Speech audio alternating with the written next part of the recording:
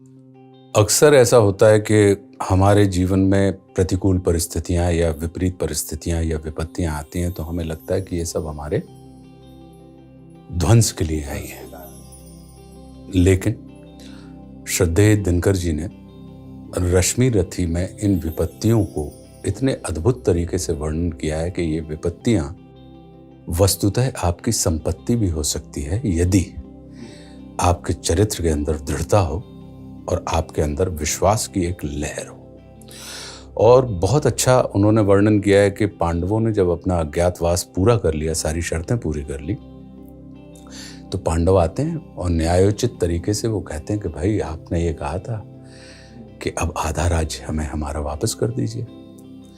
लेकिन उनके आधे राज्य की तमाम पेशकश जो कुछ भी उनकी तरफ से होती है उसको कौरव सिरे से खारिज कर देते हैं और कह देते हैं कि भाई हम आपको नहीं देंगे। लेकिन जो सृजनशील चित्त के लोग होते हैं वो भले ही अपने ऊपर कितनी ही विपत्तियों को झेल लें, उनके मन में ये इच्छा होती है कि अंतिम प्रयास हमें विपत्ति से भले ही हमने झेली हो लेकिन हमारे किसी प्रयास से संसार विपत्ति का भागी ना बने, तो इसके लिए वो शांति की गुहार करते हैं। अब इसमें देखिए अब कितना अद्भुत है कि जो जगत का दाता है वो स्वयं, अगर आप उस जगत के दाता के प्रति पूर्ण निष्ठा पूर्ण प्रेम से भरे हुए हैं तो जगत का दाता जगदीश्वर जो है वो आपके लिए दूत भी बनने के लिए तैयार हो जाता है। और परमात्मा श्री कृष्ण, लीला पुरुषोत्तम श्री कृष्ण पांडवों के दूत बन के जाते हैं। लेकिन उसके पहले की जो पृष्ठभूमि है उसका इतना अद्भुत वर्णन रश्मि रथी में श्रद्धेय दिनकर जी ने किया है कि वो कहते हैं कि हो गया पूर्ण अज्ञातवास, पांडव लौटे वन से साहस। हो गया पूर्ण अज्ञातवास, पांडव लौटे वन से साहस। पावक में कनक सदृश तप कर वीरत्व लिए कुछ और प्रखर, नस नस में तेज प्रवाह लिए कुछ और नया उत्साह लिए। सच है विपत्ति जब आती है कायर को ही दहलाती है।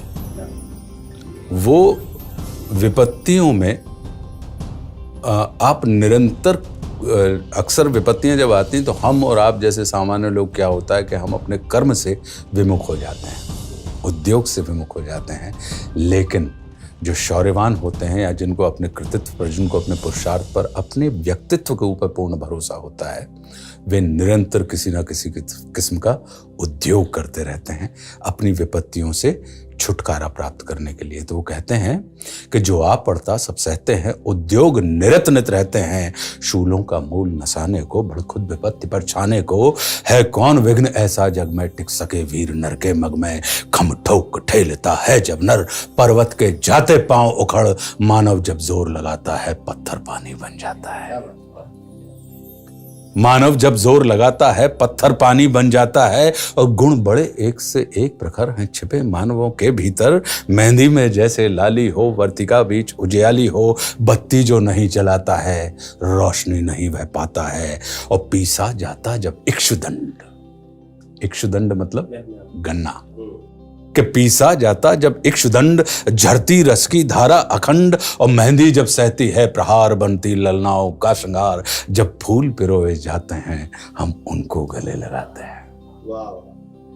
गले में जो हार होता है उनको अगर आप देखेंगे तो उनको एक दूसरे से भेद के हम एक सूत्र में उनको लेकर आते हैं। तो जब फूल पिरोए जाते हैं हम उनको गले लगाते हैं। तो कहते हैं कि वसुधा का नेता कौन हुआ, वसुधा का नेता कौन हुआ। भूखंड विजेता कौन हुआ, अतुलित यश क्रेता कौन हुआ। नवधर्म प्रणेता कौन हुआ, जिसने न कभी आराम किया, विघ्नों में रहकर नाम किया। जब विघ्न सामने आते हैं सोते से हमें जगाते हैं। मन को मरोड़ते हैं पल पल, तन को झंझोड़ते हैं पल पल। सतपथ की ओर लगाकर ही जाते हैं हमें जगा कर ही। विघ्नों की वो गुणवत्ता बता रहे हैं कि वो क्या करते हैं। सामान्य मनुष्य को तो वो तोड़ देते हैं, लेकिन जो उत्तम मनुष्य होते हैं, उत्तम प्रकृति के होते हैं उनको वो सतपथ की ओर लगा कर जाते हैं। तो तन को झंझोड़ते हैं पल पल और सतपथ की ओर लगाकर ही जाते हैं हमें जगा कर ही। कि वाटिका और वन एक नहीं। दोनों जगह आप देखेंगे कि वहाँ पे पुष्प होते हैं, पेड़ होते हैं, वृक्ष होते हैं, तमाम चीज़ें होती हैं। वाटिका में भी होती हैं, मतलब गार्डन में, और जंगल में भी होती हैं। तो कह रहे हैं लेकिन वाटिका और वन एक नहीं, आराम और रण एक नहीं। वर्षा अंधड़ आतप अखंड, पौरुष के हैं साधन प्रचंड। और वन में प्रसून तो खिलते हैं, बागों में शाल न मिलते हैं। शाल के जो वृक्ष ऊंचे ऊंचे खड़े रहते हैं कि वन में आपको फूल तो मिल जाएंगे, लेकिन बगीचों में शाल के वृक्ष नहीं मिलेंगे। तो वन में प्रसून तो खिलते हैं, बागों में शाल न मिलते हैं। कि कंकरियां जिनकी सेज सुघर, छाया देता केवल अंबर। विपदाएं दूध पिलाती हैं, लोरी आंधियां सुनाती हैं। जो लाक्षागृह में जलते हैं वे ही शूरमा निकलते हैं। जो लाक्षागृह में जलते हैं वे ही शूरमा निकलते हैं। अब बढ़कर विपत्तियों पर छा जा, मेरे किशोर मेरे ताजा। जीवन का रस छन जाने दे, तन को पत्थर बन जाने दे। तू स्वयं तेज भयकारी है, क्या कर सकती चिंगारी है। और वर्षों तक वन में घूम घूम, बाधा विघ्नों को चूम चूम। सह धूप घाम पानी पत्थर, पांडव आए कुछ और निखर। सौभाग्य न सब दिन सोता है, देखें आगे क्या होता है।